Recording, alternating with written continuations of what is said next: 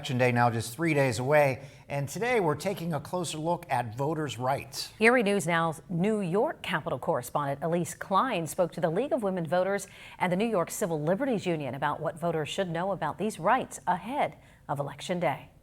With Election Day just days away, the League of Women Voters stresses the importance of voters casting their ballots and understanding their constitutional rights.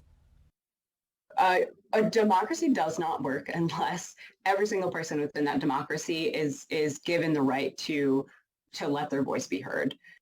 Under New York State election law, voters have a list of rights including taking paid time off from work to vote, voting free from harassment or intimidation, voting without an ID, taking what are called challenge oaths, and more.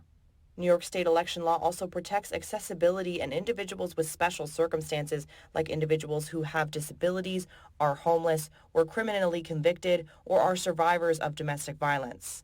Smika says access is one of the most important pieces of New York State's election law. She says some voters have to overcome a great deal of challenges just to physically get to the polls. Voters have already done enough by the time they get to the polls. So it is so important that you do cast your ballot once you get there.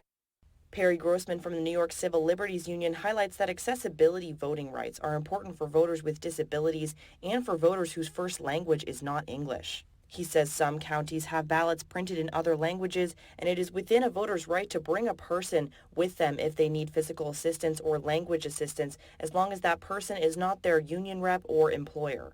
Grossman also explains that election laws in a practical sense give voters the right to go into the polls well-informed, unintimidated, uninterfered with, and to make sure you receive all the assistance you need, but in a larger sense, they can also do a lot more. Voting rights are your right as a citizen of this state to hold your elected officials accountable. It is your stake in democracy. It is your ability to claim, ownership and self-governance. And as a voter, if you experience any kind of intimidation or violation of your rights, you can call the Attorney General's office or the Election Protection Hotline.